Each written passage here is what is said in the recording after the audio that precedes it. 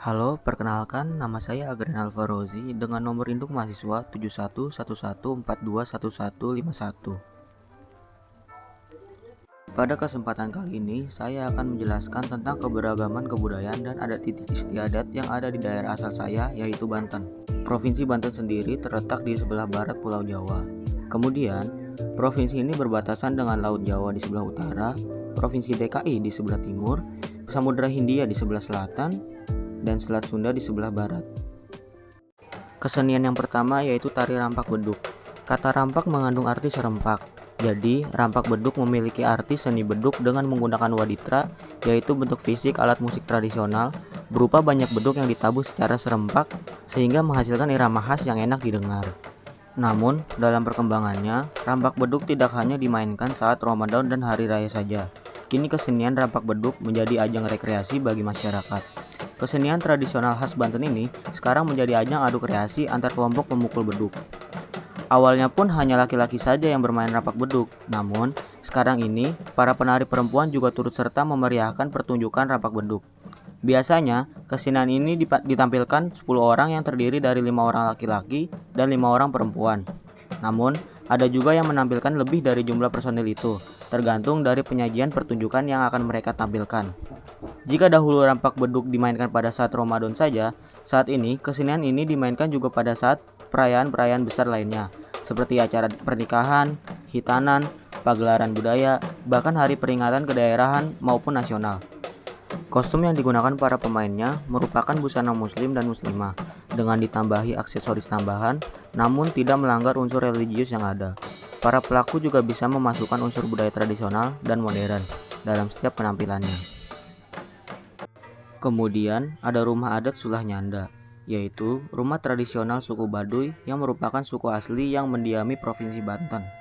Rumah tradisional ini menyatu dengan alam, karena bahan-bahannya berasal dari alam, di mana alas pondasinya terbuat dari batu, lantainya dari bambu yang dibelah, dindingnya terbuat dari anyaman bambu, tiangnya dari balok kayu berukuran besar, dan atapnya dibuat dari bilah bambu dan ijuk yang dikeringkan.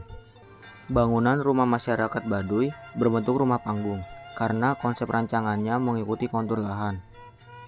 Tiang penyangga masing-masing bangunan memiliki ketinggian yang berbeda-beda. Rumah adat Sulah Nyanda dibagi dalam 3 ruangan, yaitu bagian sosoro atau depan, tepas atau tengah, dan ipah atau belakang. Masing-masing ruangan berfungsi sesuai dengan rencana pembuatan. Bagian depan atau yang biasa disebut sosoro berfungsi sebagai ruang penerima tamu. Hal ini dikarenakan tamu tidak diperkenankan masuk ke dalam rumah. Fungsi lainnya digunakan sebagai tempat bersantai dan menenun bagi kaum perempuan. Pada bagian depan berbentuk melebar ke samping dengan lubang di bagian lantainya. Kemudian yaitu bagian tengah atau tepas yang digunakan untuk aktivitas tidur dan pertemuan keluarga. Kemudian bagian belakang atau disebut ipah digunakan sebagai tempat untuk memasak serta menyimpan hasil ladang dan beras. Tiap ruangan tersebut dilengkapi dengan lubang pada bagian lantainya. Lubang di lantai rumah suku Baduy berfungsi sebagai sirkulasi udara, karena rumah adat suku Baduy tidak dilengkapi dengan jendela. Tujuannya agar para penghuni rumah yang ingin melihat keluar diharuskan pergi untuk melihat sisi bagian luar rumah. Di samping keberagaman kebudayaan yang sudah saya jelaskan tadi, saya ingin mengajak teman-teman melihat objek wisata yang ada di Provinsi Banten. Di antaranya yaitu Taman Nasional Ujung Kulon. Taman Nasional Ujung Kulon ini merupakan taman nasional tertua di Indonesia yang sudah diresmikan sebagai salah satu warisan dunia yang dilindungi oleh UNESCO pada tahun 1991 karena wilayahnya mencakupi hutan lindung yang sangat luas. Sampai saat ini, kurang lebih 50 badak Jawa yang terancam punah hidup di habitat ini. Kemudian ada Pantai Anyer. Pantai Anyer menjadi pantai yang paling sering dikunjungi para wisatawan. Pasirnya yang putih kehitaman dan memanjang, menjadikan pantai ini idola masyarakat Banten dan sekitarnya. Pantai di sini tidak memiliki karang serta bebatuan lainnya, sehingga sangat aman untuk dijadikan arena bermain. Hembusan angin yang sejuk, serta gulungan ombak yang relatif pelan menjadikan pengunjung nyaman bermain di pinggir pantai. Tidak sedikit pula para wisatawan yang mampir menggelar tikar di atas pasir sekedar duduk santai menikmati pantai ini.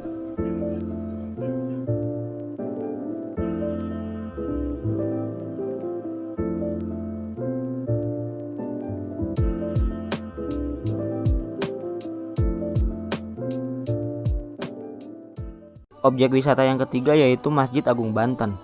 Masjid ini salah satu masjid tertua di Indonesia yang penuh dengan nilai sejarah.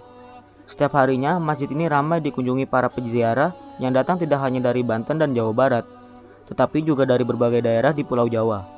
Masjid ini dikenal dari bentuk menaranya yang sangat mirip dengan bentuk sebuah bangunan mercusuar.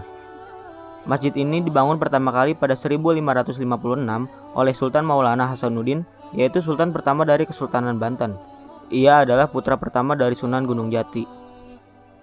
Mungkin itu saja yang dapat saya sampaikan tentang keberagaman kebudayaan dan adat istiadat yang ada di daerah asal saya yaitu Banten. Wassalamualaikum warahmatullahi wabarakatuh.